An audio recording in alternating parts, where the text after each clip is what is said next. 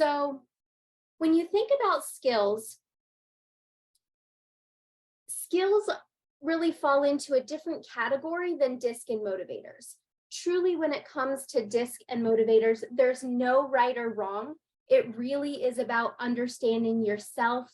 It shouldn't be our desire to necessarily go after changing who we are and what's important to us, but instead learning to really embrace those characteristics that we have and find where we can really thrive in the world by being exactly who we are.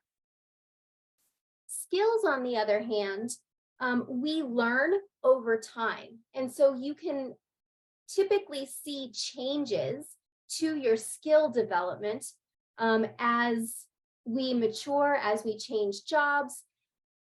When we consider these skills, sometimes you may refer to them as human skills. They can be referred to as durable skills or employability skills. At the end of the day, these are not academic. These are experiential skills. These are things we learn by doing, by practicing, by having opportunities to, yes, learn about them, but then actually do them. So on your summary page, you'll see the top 5 listed up in the upper right-hand or left-hand corner.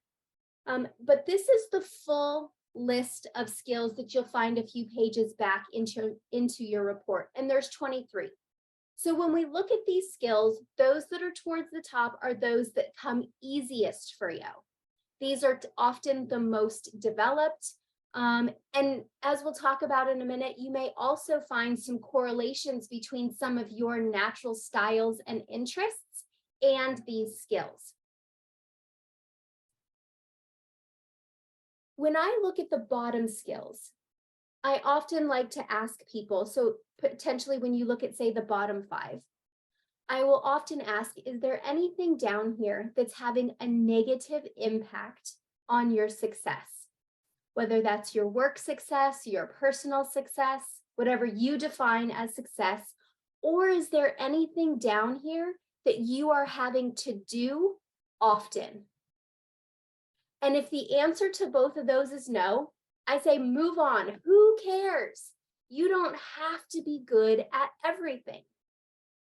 But if there is something down here that either you are having to do on a regular basis or it is having a negative impact on your success, the good news is skills can be learned and you can improve the development of any skill on this list. Also, we can all perform all of these skills. The question becomes, at what cost, right? How much energy does it cost us? How much extra time does it take for us to potentially focus on doing skills that are further down our skill development list?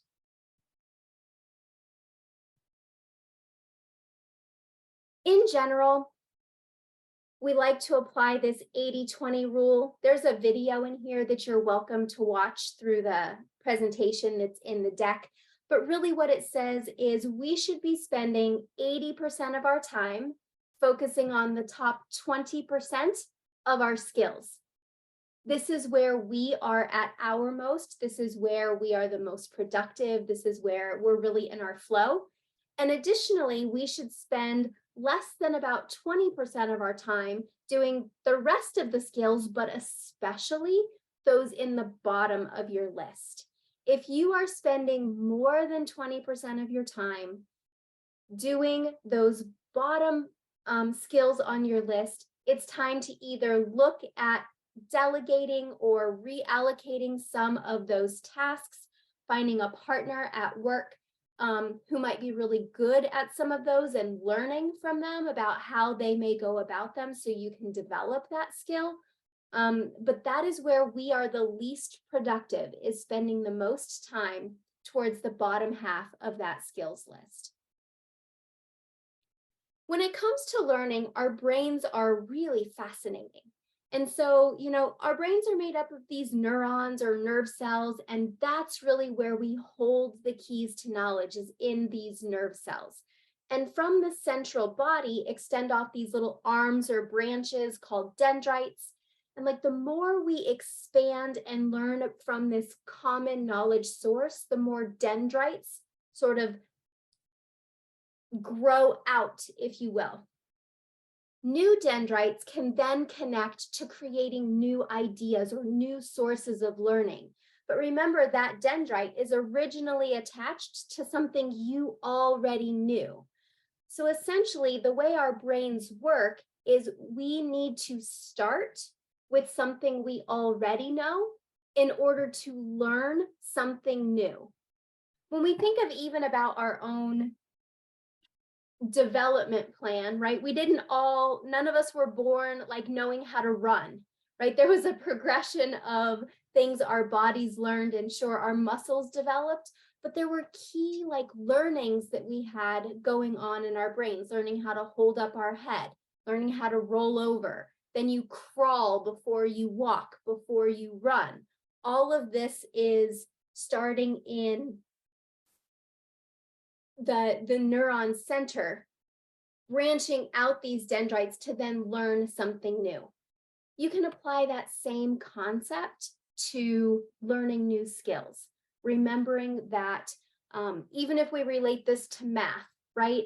Typically, in order to learn to do, we learn to do addition before we learn to do multiplication, before we learn to then apply that to problem solving, like determining area and size. So in essence, that is how our brains learn, and we can really apply these concepts to skills. That being said, there is a pretty interesting relationship between skills and DISC.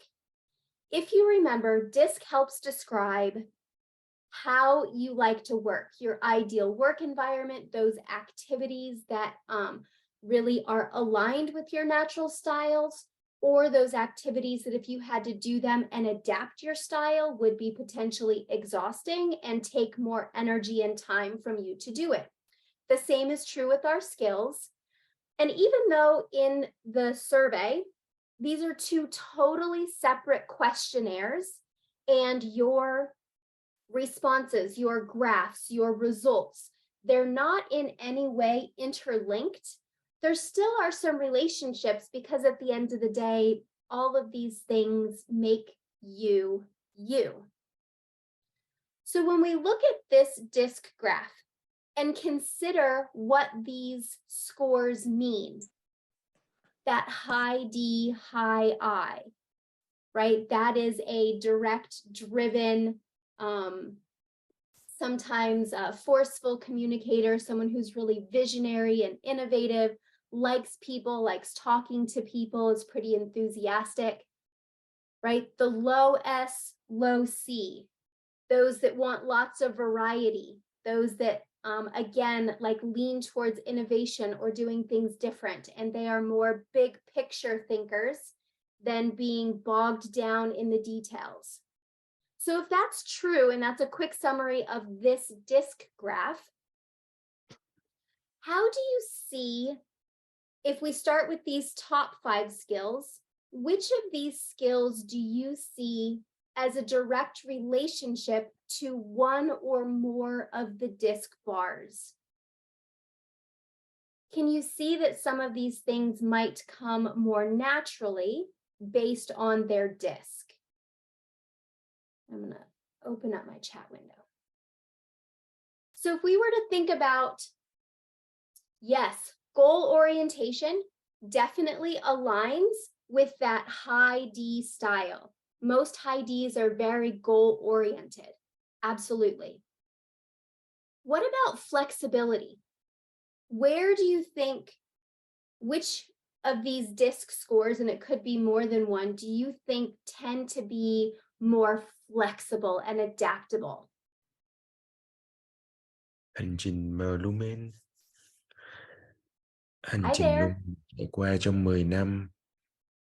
I'm going to go ahead and mute him. I don't think he was intending to speak to us. If you were, please take yourself back off of mute. I'm so sorry. Yeah, I think interpersonal skills, sometimes flexibility can be related to that high I, creativity. right? That like sort of processing and talking out loud. Leadership, some people would say it's the high D, some would say it's the high I. I think both can be true. Yeah, when steadiness is low, flexibility is high. Exactly.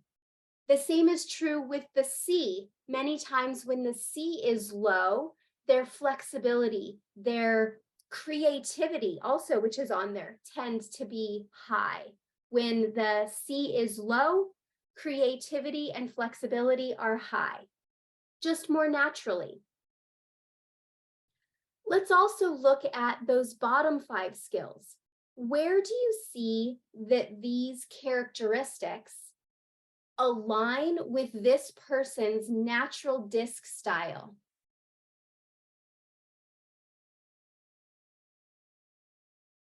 Yeah, Matt, I would agree. Like I think that multiple indicators can show up um, for similar skill sets, right? So even the S can describe even the type of leader that they are. Absolutely. So if we think about the bottom 5 skills, which of these do you think are reflected in this person's natural disc style? Do you see a link between planning and organizing or time and priority management with this person's natural disc? Or what about diplomacy or negotiation? I don't know, problem solving, any of them.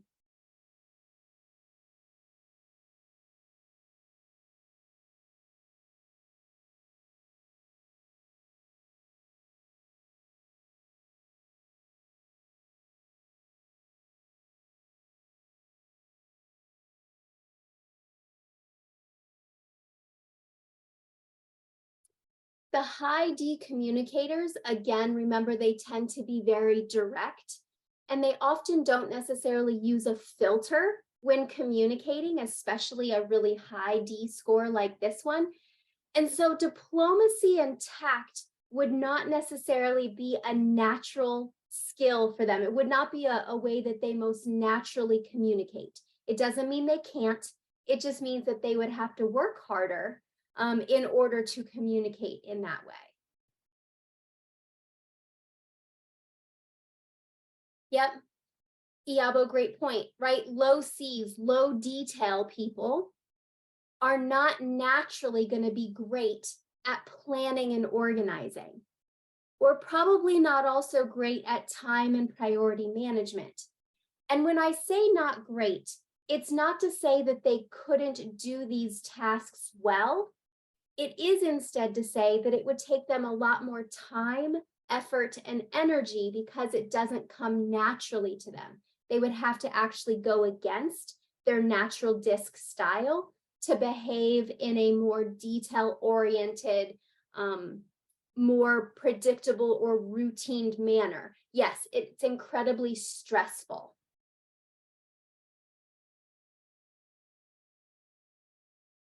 So this is part of why I like to say when we're looking at, say, sets of skills and considering our disc styles, when you look at that set of bottom skills, not only do you not have to be good at everything, but at the end of the day, you might not want to be.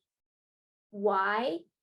Because if this person with this disc style worked really hard at increasing their skill around, say, diplomacy and tact, it would mean that they would always have to be filtering their thoughts, filtering the words that come out of their mouth. They'd have to consistently be adapting their D and their I score to be lower, which just instead increases their own stress by having to adapt and behave differently than who they are.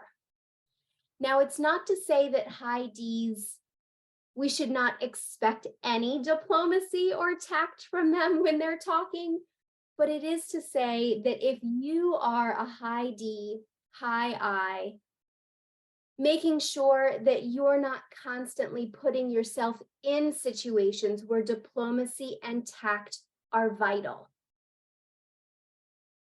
We can all behave in any of the DISC styles.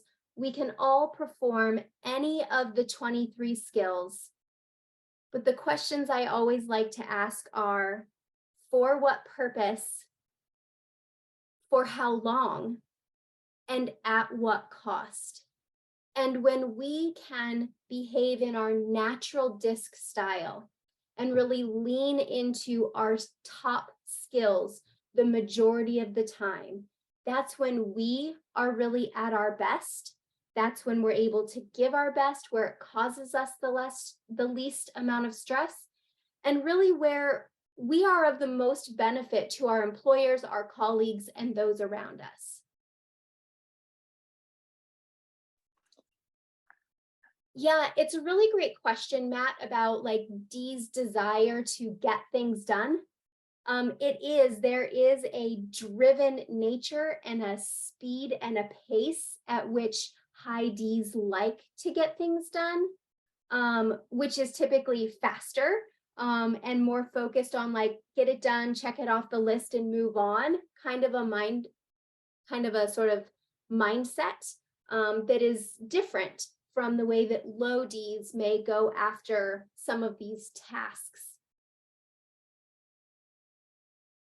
Great questions. So here's another example that I'd like us to go through. Very different DISC graph, very different skills list. What do you notice about their DISC that might naturally correlate to either some of the top or some of the bottom skills? The last DISC graph that we looked at and the last set of skills had planning and organizing at the bottom. Oh, someone else is also picking up on this. Yes. Here, the difference, planning and organizing, is towards the top. Also, what's different in this DISC graph is this person has, yes, the high C and also the high S, and especially those combined, but also either one separately. That natural work style tends to be planning and organizing in details tend to be much easier. They come to them more naturally. It's a style, it's a way of being that is more true to them and how they like to operate. For that same combination, the fact that the S and C are high is why we can see planning and organizing much higher, but also why we might see flexibility much lower. Remember that high S, high C combination likes routine and predictability. They like processes. They like to know what's expected so they can meet expectations. And sometimes this does not naturally align with flexibility or with creativity and innovation. Again, it's not to say if you have a high S, high C that you can't be creative and that you can't be flexible, but it is to say if you had to do those things too often, they would be really exhausting to you.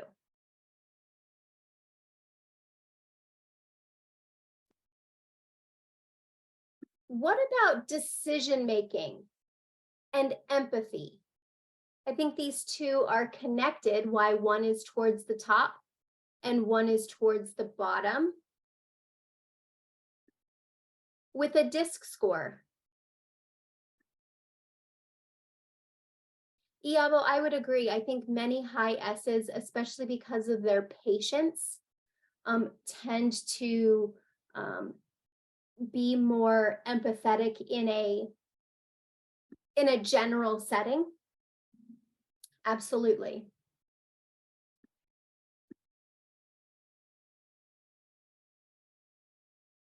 Yeah, absolutely. So those low Ds, low decision making. Why? Because it takes low Ds quite a long time to make decisions. We're often thinking about, well, who else is involved and who else does this impact? right? Many low Ds make decisions from a place of consensus, so wanting to seek others' feedback and input, or even through collaboration. And those things just take more time. It's the low D that I also think can lend to some empathy in some people. Again, it's that desire to really go after things from a consensus and collaboration, get input, get feedback, understand those around you, which is part of how they develop and engage in this skill of empathy.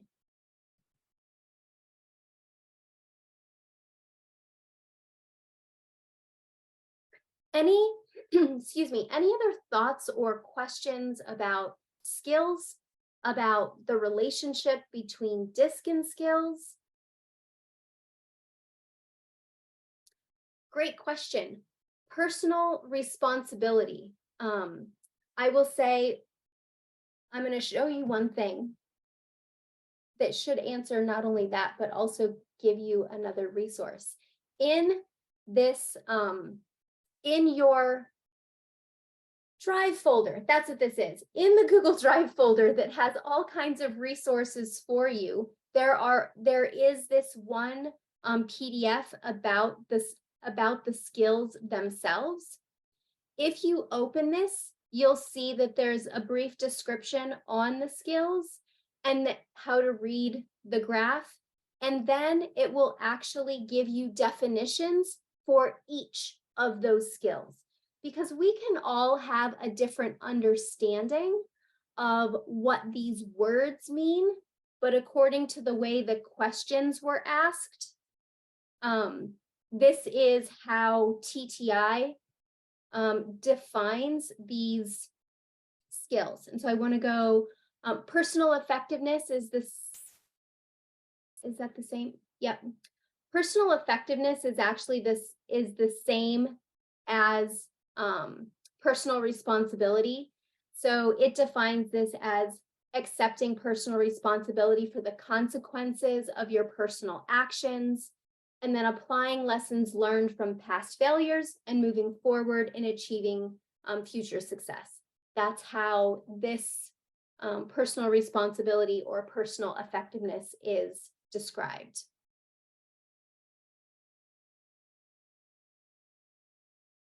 In addition to that skills definition set from the book, we also have a website that has one video for each of the skills.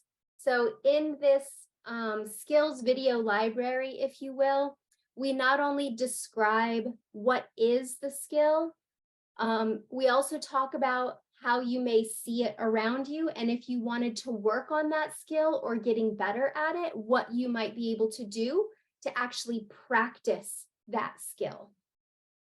Each of the videos are pretty short. They're all 2 minutes or less. So that's another resource that you have. I'd like to look at this page really quick. So what I've done here is Sherry and I actually founded Indigo together.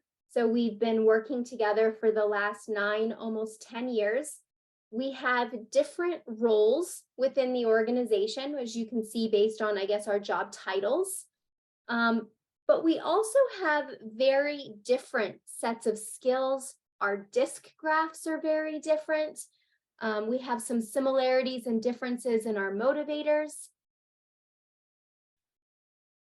This can be a really good activity for you to do with those that you work closest with if they've also taken Indigo, is to really be able to look at both your DISC, your motivators, even potentially your skills, and really consider how does that, how can you better understand what your working dynamic will look like? How does that help you better understand how the two of you can rely on each other for different skills and abilities than the other has? So essentially, Sherry is our CEO. That is the visionary, the driver, right, of our organization. And as being customer experience, I really deal with the day-to-day of working with all of our customers, leading these training sessions, creating new programs, collaborating with our organizations to really find ways for them to specifically use Indigo in a way that is most helpful for them. So if you have those two ideas in mind, what do you notice about our disc and maybe our skills that makes us really good at the roles that we have and might make doing the other person's job really challenging for us?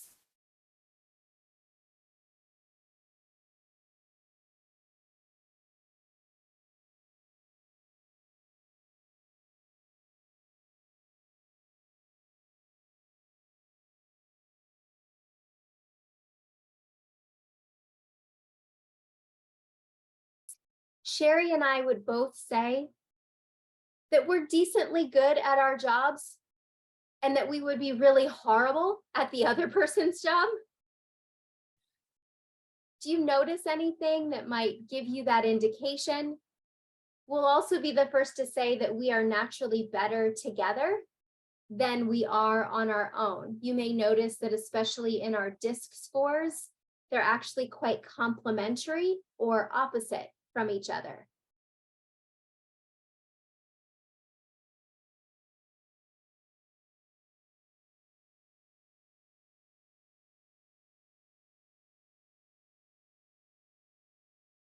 Any other thoughts or observations about this?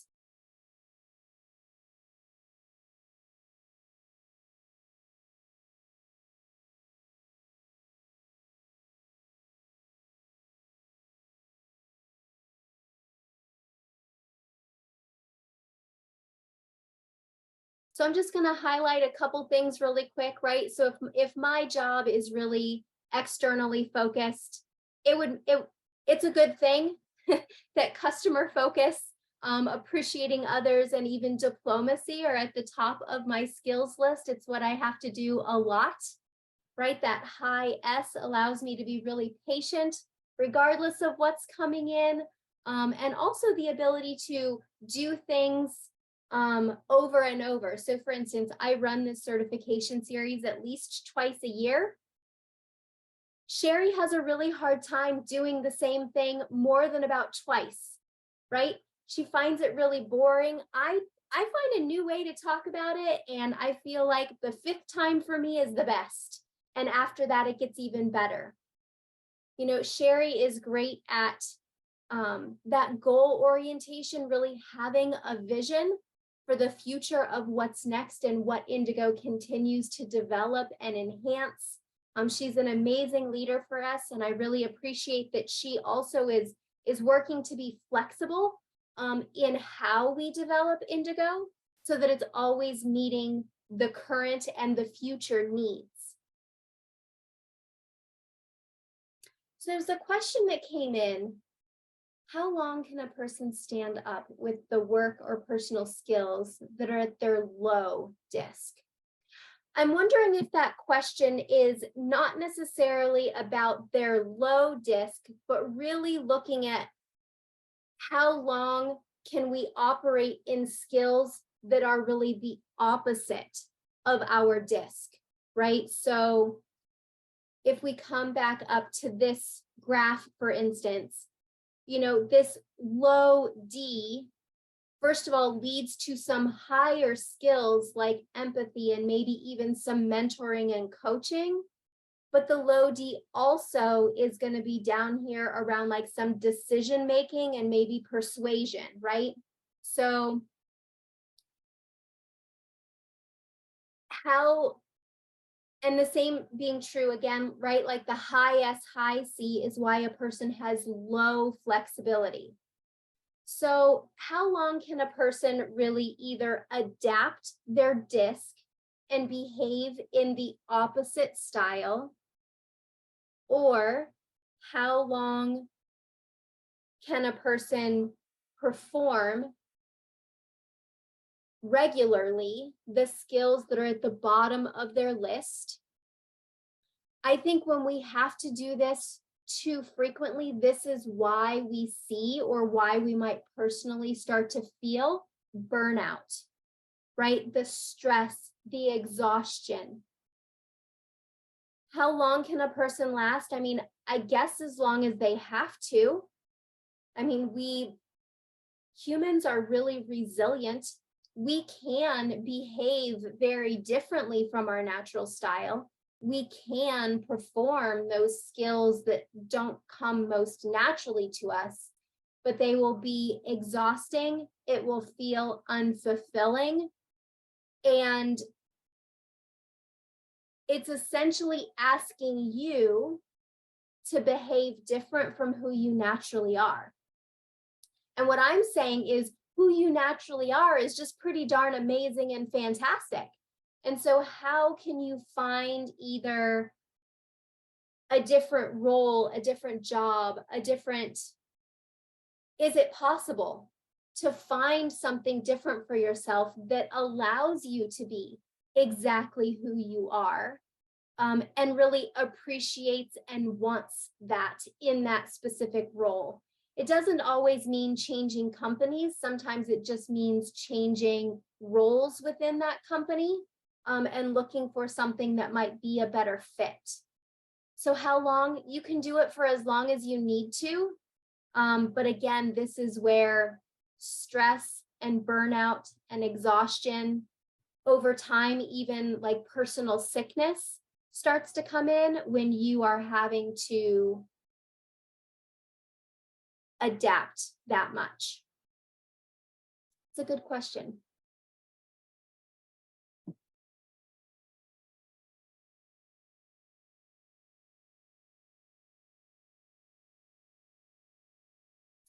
That's a great question. Why are there 23? Well, essentially, there are 23 skills because at the time that our technology partner, TTI, created this skills assessment, there were 23.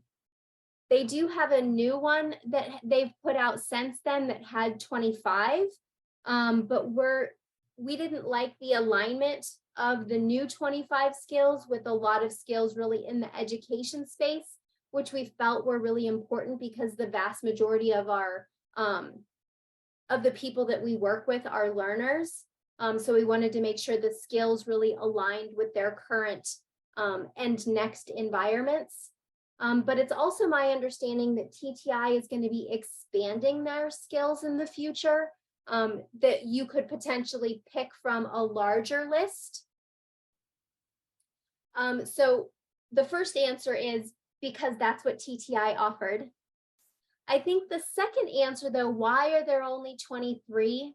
Sometimes I think 23 might actually be too much, because I think we often find ourselves in the mindset when we see this list of skills and we see those that are more or less developed. For many of us, our tendency can be to feel like we have to be good at all of them, or we have to get good at more of them. And that's not actually true. It really depends on, you need to be best at the set of skills that your current role requires or that you do the most, or being really good at those skills and tasks that the next job you're looking to get is looking for. That's really where we're looking for alignment. And so I think if there were too many, we would also feel that expanded desire to get good at even more of them and just continue to cause ourselves lots of stress.